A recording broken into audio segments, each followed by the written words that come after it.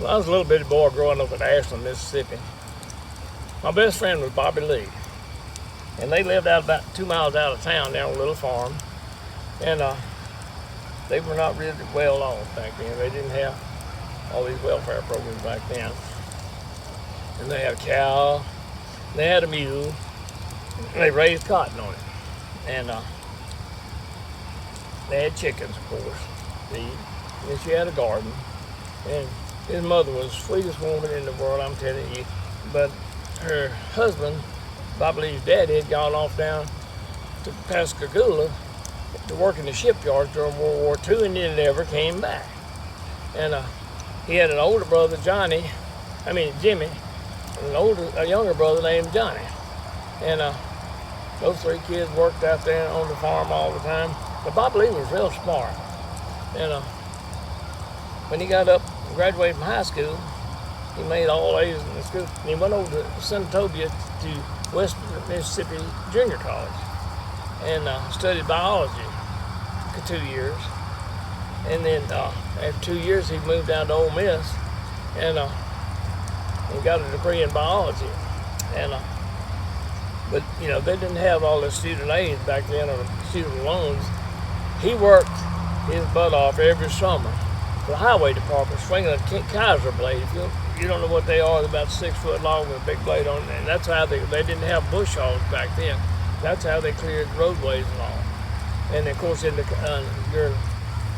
cotton picking time, he won the Benton County cotton picking contest one year. He picked 350 pounds of cotton in a day. Now that is a lot of cotton. That stuff doesn't weigh anything, you know. So anyway, after he finished Ole Miss, he applied for med school and got accepted. And his mom was so proud of him. She said she'd go down to her knitting club and tell the ladies there, said, Bobby Lee is going to be a doctor. And she was so proud of him.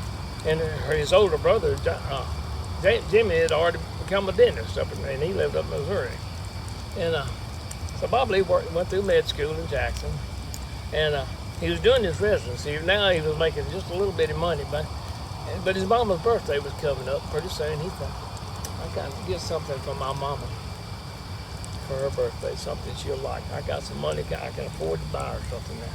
So there used to be a pet store down in Jackson on South State Street, across the old Capitol building, and there was a pet store.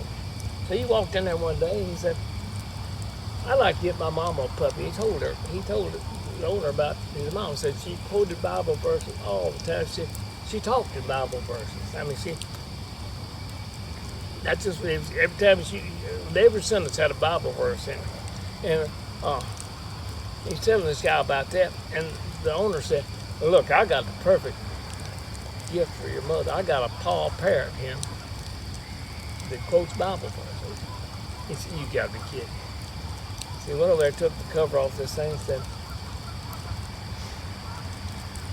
parrot quoted some Bible verses. He quoted some of the Beatitudes and some of Psalms and Proverbs, and went on into Revelation.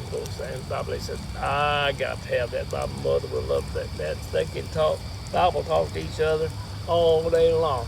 Said, box it up and send it up to her. How much is it? These guys said $150. He said, oh. He said, do it anyway. He said, I don't care what it costs. He said, do it now. I got that money and we're going to spend it on. So he shipped it up there to his mom.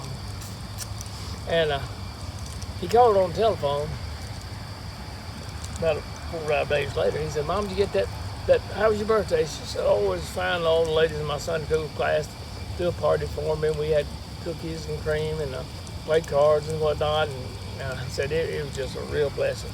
He said, well, how'd you like the bird? She said, oh, it was right tasty.